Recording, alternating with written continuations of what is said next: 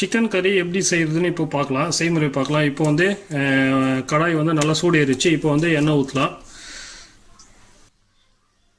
எண்ணெய் கொஞ்சம் சூடான பிறகு நம்ம பட்டை, லவங்கம், ஏலக்காய் அது போடலாம். பட்டை, லவங்கம், ஏலக்காய் கொஞ்சம் நல்லா பொரிஞ்சு வருது. அது ரொம்ப தீக்கிறதுக்கு முன்னாடி நம்ம சோம்புக்கு போட்டு தாளிக்கலாம். சோம்பு போட்டு தாளிச்சிட்டு பிறகு வெங்காயம் வந்து சாப் பண்ண வெங்காயம் நம்ம போடணும்.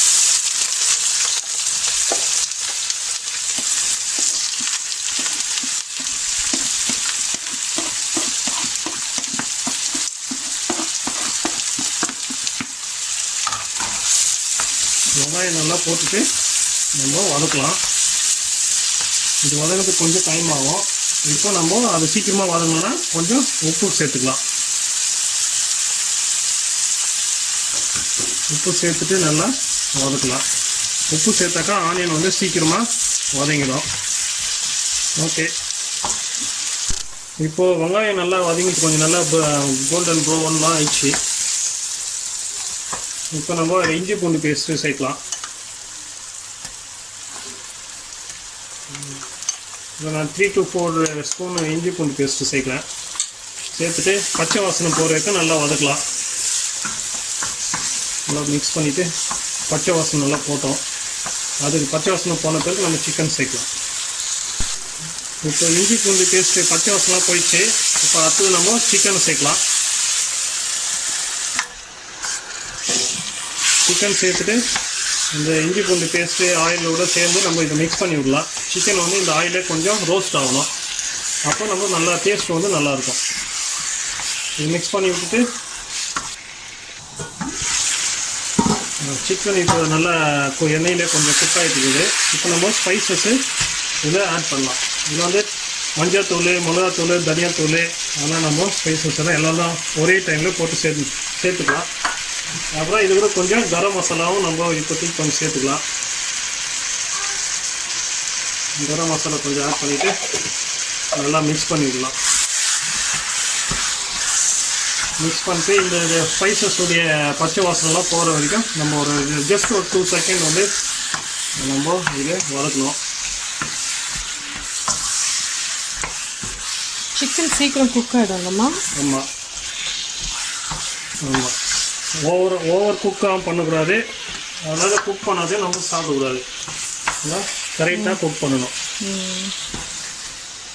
இப்போ 2 நிமிஷம் நல்லா கொஞ்சம் பச்சை வாசனைலாம் போயிடுச்சு.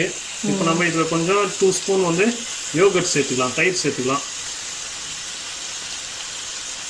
ஏன்னா நம்ம வந்து தக்காளியும் சேர்க்க போகிறோம், தக்காளியை அரைச்சி சேர்க்க போகிறோம். அதனால் தயிர் வந்து நிறைய சேர்க்க வேணாம், ஏன்னா புளிப்பு டேஸ்ட் மாறிடும்.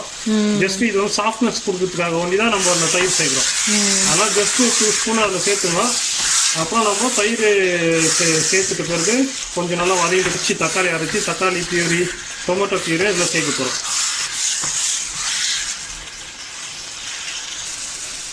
இப்போ இந்த மசாலாலாம் நல்லா சிக்கனோடு சேர்ந்து நல்லா குக் ஆகிடுது. இப்போ வந்து நம்ம அரைச்ச தக்காளி வந்து இதில் நம்ம சேர்த்துக்க போகிறோம், டொமேட்டோ பியூரி. அப்போ தான் கொஞ்சம் கிரேவி கிடைக்கும் நம்மளுக்கு. இது எவ்வளோ கிரேவியாம்மா செய்ய போகிறேன்? இது வந்து நான் வந்து செமி சிக்கன் கிரேவி செய்ய போகிறேன். இது வந்து ரொம்ப குழம்பு மாதிரி ரொம்ப தண்ணியாகவும் இருக்காது, ரொம்ப கெட்டியாகவும் இருக்காது. ஏன்னா நான் வந்து இது வந்து இந்த மாதிரி டிஷ்ஷு வந்து நம்ம ரைஸ்க்கு, சப்பாத்திக்கு, இட்லி, தோசை எல்லாத்துக்கும் நல்லா காம்பினேஷன் நல்லாயிருக்கும். இது வந்து எல்லாத்துக்குமே நல்லா சூட் ஆகும். இது நீங்கள் ஜஸ்ட் சிம்பிள் டிஷ்ஷு பார்த்து வெரி நல்லா சூப்பராக டேஸ்ட்டாக இருக்கும். நீங்கள் ஒரு டைம் ட்ரை பண்ணி பாருங்கள். நல்லா இட்லி, தோசைக்கு, நம்ம கீ ரைஸ்க்கு, வெஜிடபிள் புலாவுக்கு எல்லாத்துக்கும் இது காம்பினேஷன் நல்லா சூட் ஆகும். இப்போ மூடி போட்டுட்டு ஒரு 10 மினிட்ஸ்க்கு அப்புறமா இது ஓப்பன் பண்ணி பார்க்கலாம்.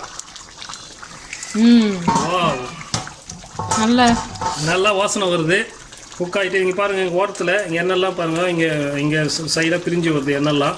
இப்போ குக் ஆகிட்டு இருக்குது அர்த்தம். இங்கே பாருங்கள், சுற்றி ஓரமாக எண்ணெய்லாம் பிரிஞ்சு வருது இது மசாலாலேருந்து. இப்போ நம்ம லேசாக கலக்கிடலாம்.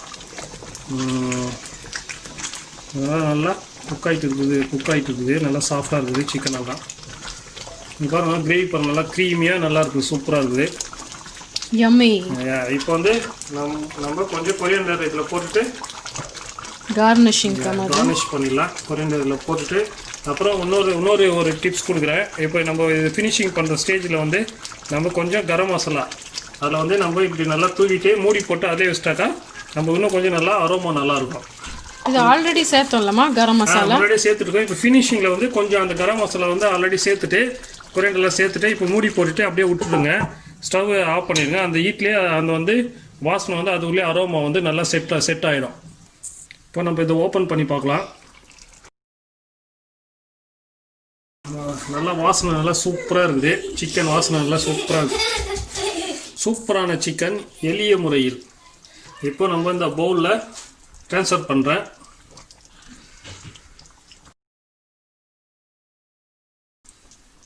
சுவையான chicken ready to serve. Ready to serve.